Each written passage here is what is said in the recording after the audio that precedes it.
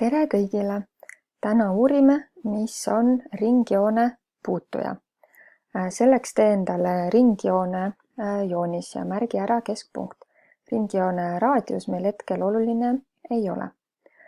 Nüüd sa tead, et ringjoone sisse saab joonestada raadiust, saab joonestada diameetrit, saab joonestada kõõlu.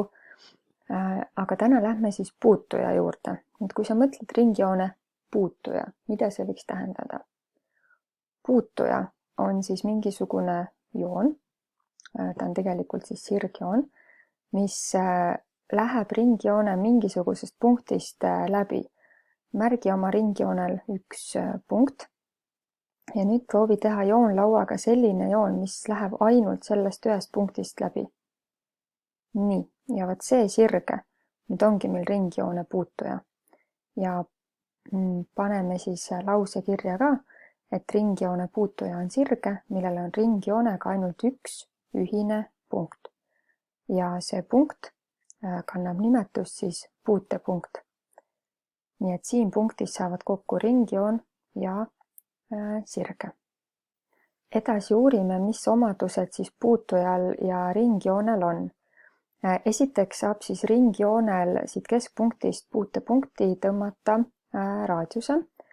Tee sina endal seda ka ja mõõda nüüd malliga, et mitu kraadi nurk siin vahel on puutuja ja ringjoone vahel. Kui sa oled selle puutuja väga korralikult joonistanud, siis sul peaks tulema täpselt 90 kraadi nurk.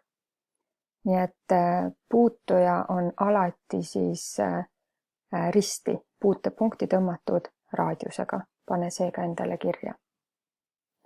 Lisaks sellele, et ringjoonele saab puutujat joonestada siis läbi mingisuguse ringjoone punkti, siis saab ringjoonele puutujat joonestada ka siis, kui meil on teada mingi punkt väljaspool ringjoont.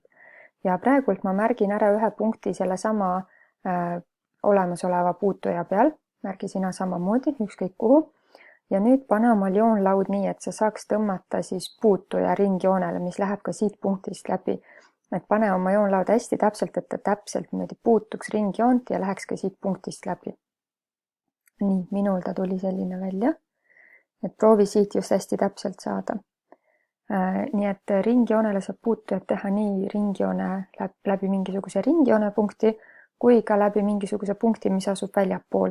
Et siis lihtsalt see puutepunkt tekib siia eraldi, märgime selle ka ära. Siin on teine puutepunkt. Ja kui sa nüüd joonistad sinna ka raadiuse, siis loomulikult siin on jällegi 90 kraadine nurk. Ringjoonel võib olla lõpmatult palju puutujaid, sellepärast et ringjoonel endal on ju lõpmatult palju punkte, et ma siin võin liigutada ka, et need on kõik siis puutujad.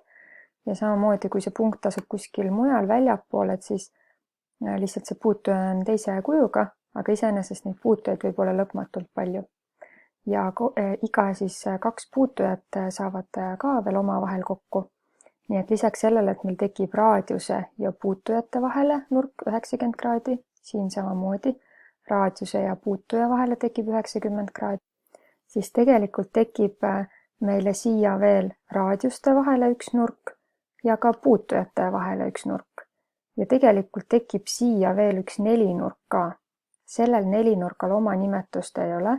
Ainuke asi, mis on teada, on see, et tal on 2 täisnurka ja siin on siis kas täisnurgast siis suuremad või väiksemad nurgad. Aga kuna see, mis siia vahele tekib, on nelinurk, siis sa tead, et nelinurga nurkade summa on alati 360 kraadi.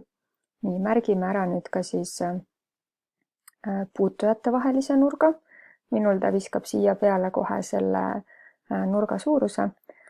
Sinul see oluline ei ole, tee lihtsalt siit värviga, et see on puutujate vaheline nurk ja märgin ära ka raadiuste vahelise nurga. Nüüd kuna need 2 nurka siin raadiuse ja puutuja kohtumispunktist teevad 90 kraadi, ehk siis kokku 180 kraadi, siis ka need 2 nurka annavad kokku 180 kraadi. Et sa näed, et kui ma siit nagu muudan neid, eks ole, 66, 114 on kokku 180, et isegi kui ma siin jällegi muudan, 70 ja 110, et alati see raadioste vaheline nurk ja puutujate vaheline nurk teeb kokku 180 kraadi.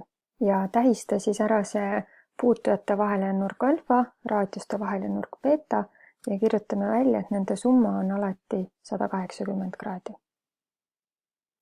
Nüüd lisaks sellele, et siia tekib nelinurk, siis kui me nüüd ühendame selle keskpunkti puutujate vahelise punktiga, siis tegelikult tekib meil siia 2 millist kolmnurka.